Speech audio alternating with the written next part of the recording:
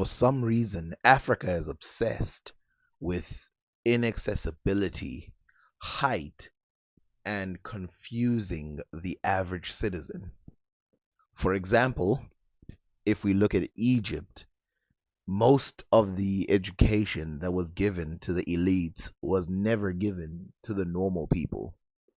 Their pyramids resemble something that is so elite that you cannot even talk about it in a way with fresh eyes. Like, how can you tell someone who has been looking at the pyramids all their life that they're looking at something that was built to confuse them? This is not just something going on in Egypt. There's a whole trend of this going on throughout the entire continent. But first, let's talk about the ones in Egypt. Like the fact that they purposefully made their language more complicated than it had to be, not to mention a bunch of secret societies, and the fact that the obsession with the sky going into the heavens is something that you will see over and over in this video repeated. Most of these fortresses that are built by these Africans are hard to reach, but not impossible, or at least not very, very difficult to get to. At least this one in Mapungubwe is a couple steps up, but still, the average citizen would never make it up there.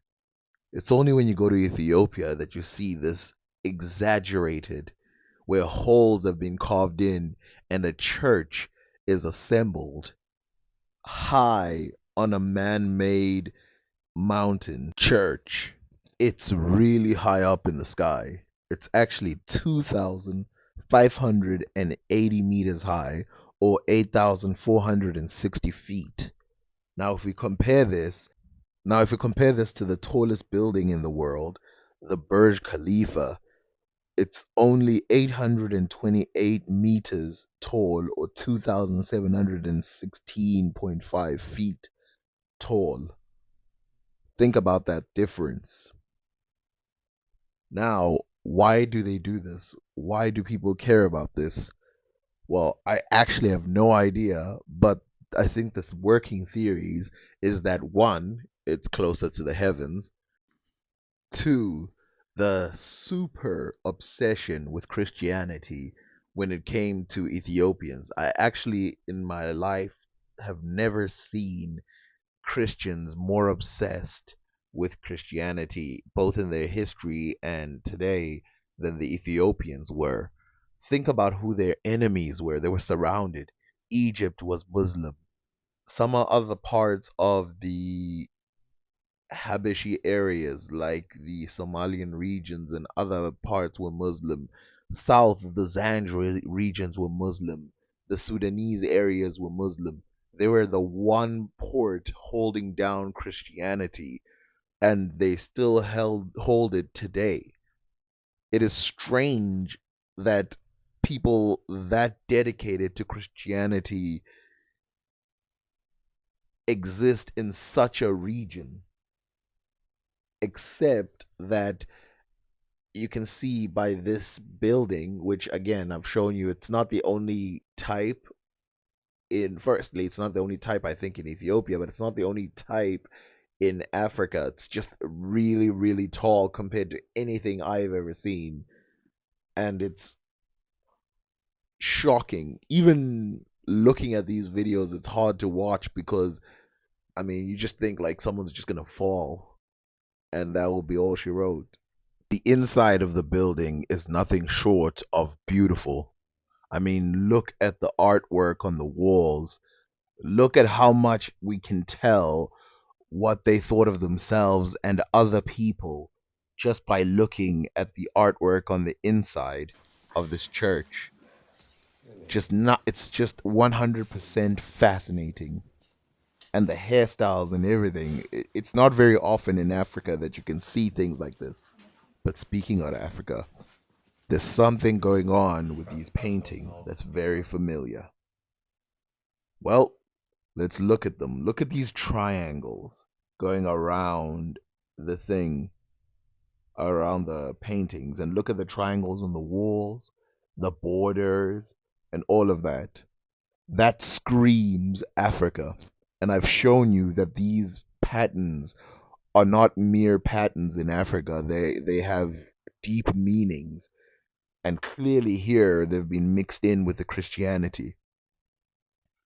I've tried to show this before to show that there was no separation in terms of a form of literature that they had, and these geometric shapes just prove it. Look at the ones on the wall that have this looping thing where they go up and down and up and down.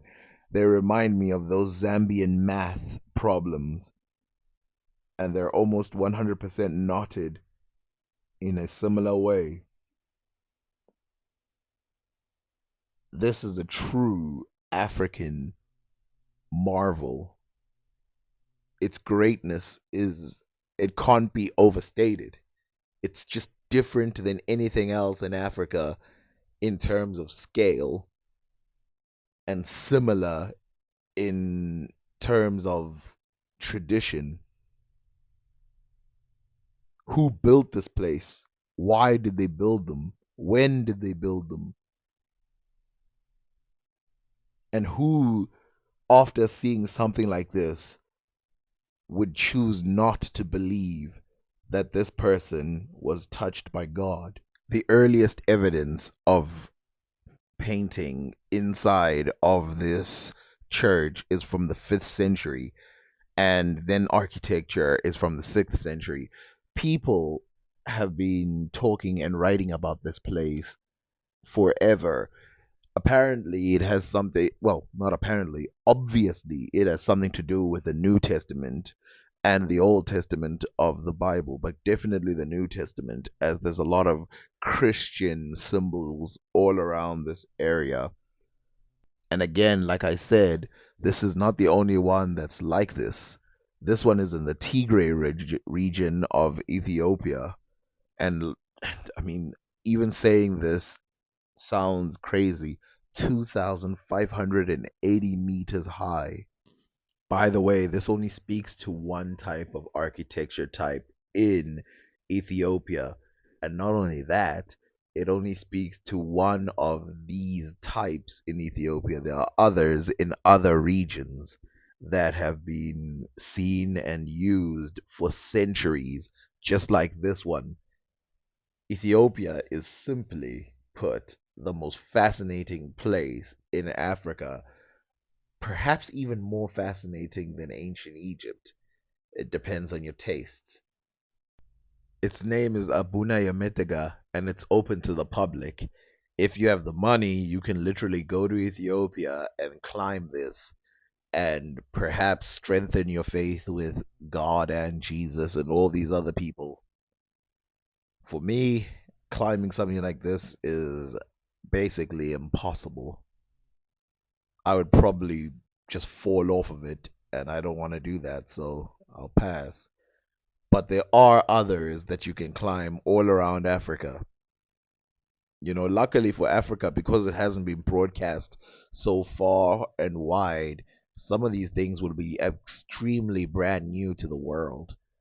There's multiple areas to climb and do the unfortunately the one I showed you from Mapungubwe today has been replaced with ladders and stuff like that, so you can just step up and walk in there, whereas the way that you were supposed to go in there was supposed to be challenging so that not just any old fool can just make it to the top, and only the strongest will survive.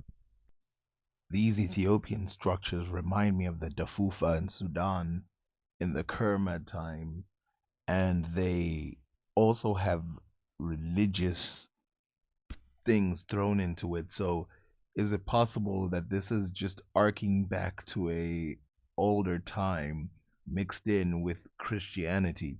Because if you look at the Dafufa, firstly, the Dafufa is almost entirely man-made, but it has this thing where nature and man-made stuff sort of has this moving around with each other where it's not as clear. Like if you look at architecture elsewhere in the world, it's clear the difference between nature and architecture, whereas you come down to Africa and all of a sudden nature is mixed within the architecture. The Ethiopians, their connections with foreigners, their dances, their life, their art, their being, their religion is just fascinating beyond belief.